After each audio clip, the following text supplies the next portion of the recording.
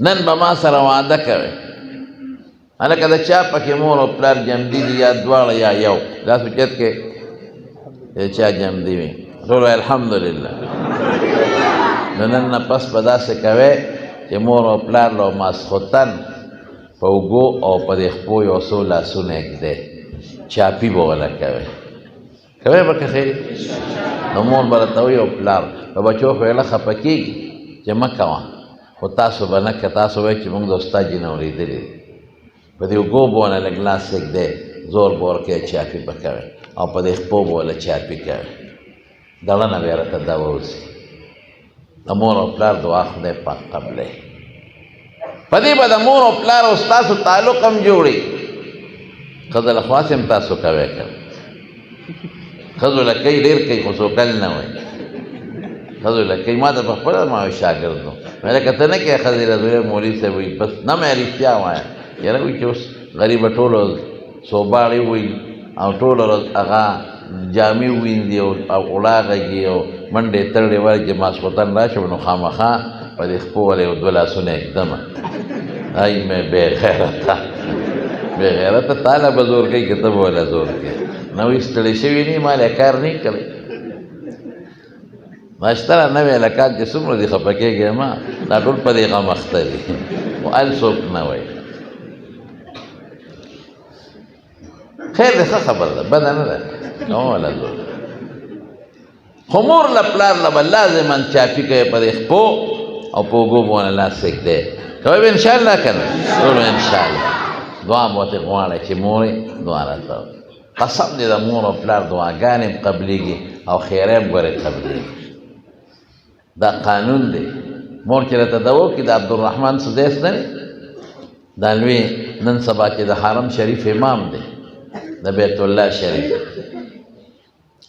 نو دی د تاریخ راځي چې زرکوټ هم ډېر روان و نو یو ځل مې مور وړه غږل او کټوۍ باندې کړې وه نو ما شګې را واخېستې نمې مې ورته وړو کې واچولې نمې مې په کټوۍ کې واچولې نو چې شګې دې واچولې کټوۍ کې کټوۍ تباه شو یو څوک نه شي خوړی او چې وړو کې دې مو واچولې بیا څوک چېرته خوري وی مور مې ډېره زیاته غوسه شوه خو خیره یې راته ونه کړه وی عبدالرحمنه ډېر روانې خو الله پاک دې د حرم امام کا وګوره خدای د حرم امام کا نو د مور دعا هم قبلېږي د مور خیره هم قبلېږي زموږ په کلي کې یو هلک و مور به یې واله مور به یې غریبه منکره راله داسې به یې وواله زخمي زخمي به واجده نو بیا هغه زوی یې ناجوړه شو نو ما ته چا ویل تپوس ته یې لاړ شه ما یې د دې سپېره تپوس زه نه کړو دا خو ظالم دی دا خو مور یې وهلې ده مور به یې ورته کوله نو ما ته یو مقتدي وي نه که نه وی تپوس ته تماشه خو یې وکړه که نه مې څه چل دی وی لیوني سپي چیچلی دی کټ کې پروت دی نو وی د دې خېټې نه د لیوني سپي چنګار راوچتېږي حالانکې لیونی سپي چې څوک وخوري نو خېټه کې سپي نه پیدا کېږي داسې د خلکو مشهوره خبره ده سپي په دې نه پیدا کېږي لیکن دا خدای پاکه خلکو ته ښوله چې ده د مور بېعزتي کړې ده مور یې والې ده نو راشئ اوس یې وګورئ یقین وکړه ما ته یو کس نه ګڼو کسانو وي چې غوږ خېټې ته ورنږدې کړې نو د کوترو د دې سپو د بچو اوازونه یې د خېټې نه راوچتېږي او چغې به یې والې مړ شومه مړ شومه اسپتال ته به یې ډاکټرانو له یوړو هغوی وې کور ته یو سره د علاج نه کېږي بیا مړ شو د مور او پلار قدر به کوئ او احترام و عزت به کوئ خو د مور او پلار قدر او احترام عزت به څوک کوي هغه څوک به ورکوي چې د قرآن او دین نه خو خبرې کوي د حضرت عمر فاروق رضی الله عنه زمانه وه نو یو سړی راغی حضرت عمر صاحب ته شکایت وکړ وی دوی ووالم هغه اډرویس ښه ده عمر زمانه د عدل و انصاف او زوی به لږې شو پلار به وایي ورشه پله د زوی راولی زوی یې والا راوست چې راوست هغه دا تکې تورې خپې او تور مخ او تور لاسونه نیولي او خیرن خچن او یو غټ کوتک ورسره لاس کې حضرت عمر صاحب ورته وایي دا دې زوی دی وی یو څه دوواله سره یې وینې کړی هغه ته یې وایي ستا څه نوم دی وی زما نوم جعل دی جعل جعل په عربۍ کې ګونګټ ته وایي ګونګټ خو پېژنئ که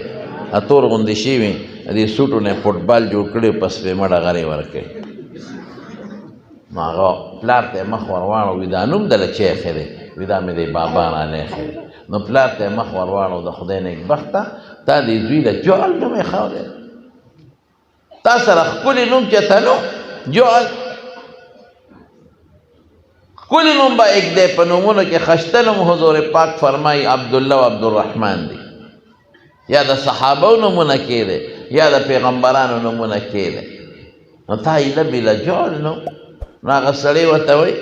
وایي دا زما یو وینځه وه زما خوښه وه نو ما پې نکاح وتړله نو دا شی ته پیدا شو نو چې څنګه دی نو هغسې نوم مې وله کېښود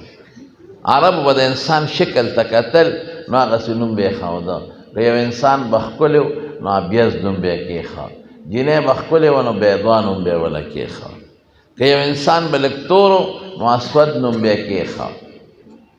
ښځه به توره وه نو سودا نوم به یې وله کېښود دا نومونه به هغې ښودل نو ما وله دا نوم کېښود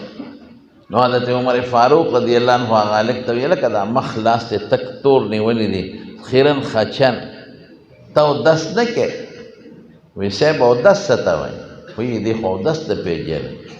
وی مونځ وی زه خو مونځ نه پېژنم نو پلار ته یې وله مخ راواړوي غلطي ټوله ستا ده تا دې دوی ته اودس او مونځ نه دی ښولی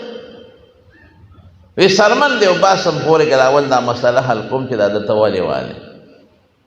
وی ما ته خو یې نه مونځ کړی نو اودس زه خو په دې نه پوهېږم وی دقه کوتک یې را کړی دی او خره یې را کړي دي چې ځنګل ته دا خر بوځه او دا سره وه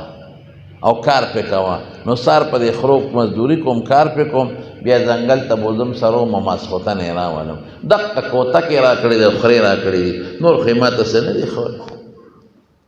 وی دې پلار مې راته وی دا پلار دې ولې والې دی وی صاحب ما خو نه دی والې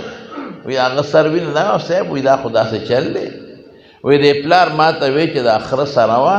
او کار پې کوه او که کله یې دا خره یو بل سره په جنګ شي نو دا خره په یو بل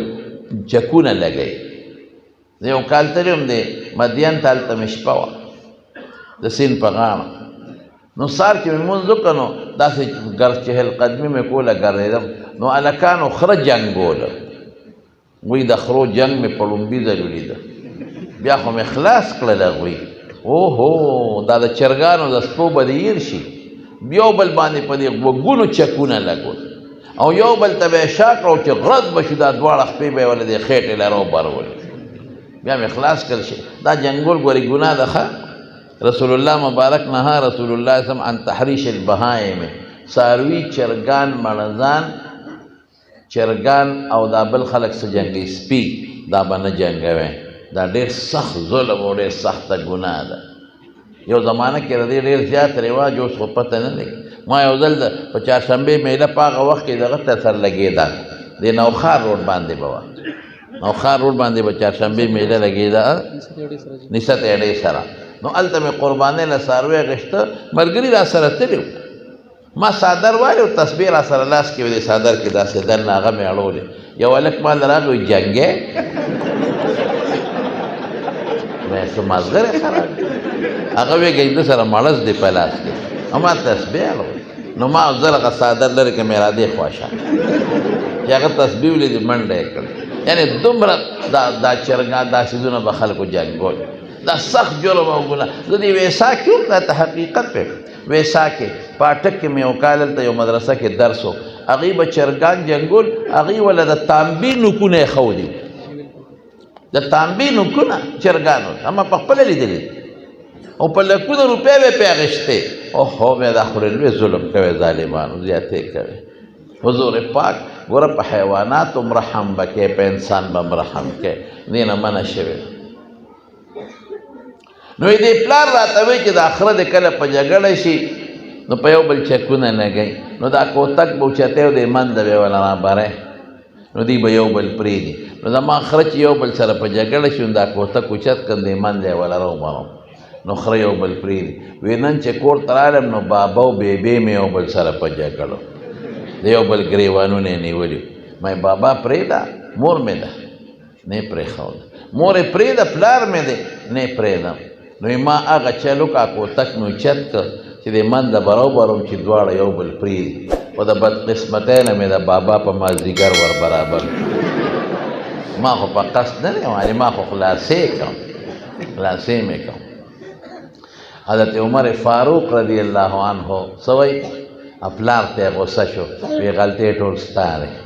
که تا دا بچې مونږ له راوستې وې مسجد نبوي ته دې صفې ته ما به ورته یو دوه درې ایتونه ښولي وو وقضى ربک الا تعبدوا الا ایاه وبالوالدین احسانا اما یبلغن عندك الکبر احدهما او کلاهما فلا تقل لهما اف ولا تنهرهما وقل لهما قولا كريما واخفض لهما جناح الذل من الرحمه وقل رب ارحمهما كما ربياني صغيرا الله په دې ایتونو کې سوی الله وی زما د حق نه پس دویم نمبر حق په بندګانو کې د مور او د پلار دی مور او پلار سره به ښه سلوک کې خبره به منې قدر به کې عزت به کې او که دا مور او پلار دواړه یا یو کس پکې بوډاګان شو اوف به ورته نه وی اوف پم نه وی اوږه به ورته ټیټه وړې د الله نه به سوال کوې چې یا الله زما دا مور او پلارو او زه یو وخت ماشوم هم په مې رحم کړی دی خدای ته پرې رحم وکړه نو که دا دې راوړی او ما ورته دا آیت ښولی وي نو نن به ستا هم قدر کو د مور به هم قدر کو لیکن تا دوی ته دین نه دی ښولی شریعت او اسلام دی ورته نه دی ښولی نو پته د خر ګمان وکړو په مور یې د خري ګمان وکړه چې خر او خره خلاصو منده بوله کوتک را بری نو تاسو نه هم دې منده کوتک را برولی نو زما وروڼو بنیاد دا دی د دې خلکو ته وایم خو د مونږ څوک مني نه زم دا خلق مهرباني وکړي په دې خپلو بچو حفظ وکړي حافظان یې جوړ کړي علم وکړي عالمان یې جوړ کړي دعوت و تبلیغ سره یې وتړی تبلیغ سره یو ځای کې شامل کې چې دی دیندار شي نو ستا بچې به شي ستا قدر او عزت به کوي د مور قدر او عزت به کوي چې دی بې دینه لوی شو نو د مور څه پېژنې او د پلار څه پېژنې بیا خو پلار ته د میخو مزدور وایي بیا خو که مور والا خدمت کوي نو مور ده او که کله مور غریبه د خدمت نه پرېوته نو بیا د مور پروا نه ساتي که پلار والا ګټه کوي نو بیا باباجي دی بابا دی داجي دی او که پلار والا ګټه نه کوي خدای شته که پروا پې ساتي او چې کم د خدای نه یریږي او قرآن یې ویلی دی او دینداره دی ښه ماحول کې پاتې دی نو هغې کې شاذ و نادر به هغې کې هم دوه درې وي چې هغه به نقصان وي خو اکثریت به د مور او د پلار خیال ساتي او قدر او عزت به کوي نو ما سره خو تاسو وعده وکړه که خیر انشاءالله که نه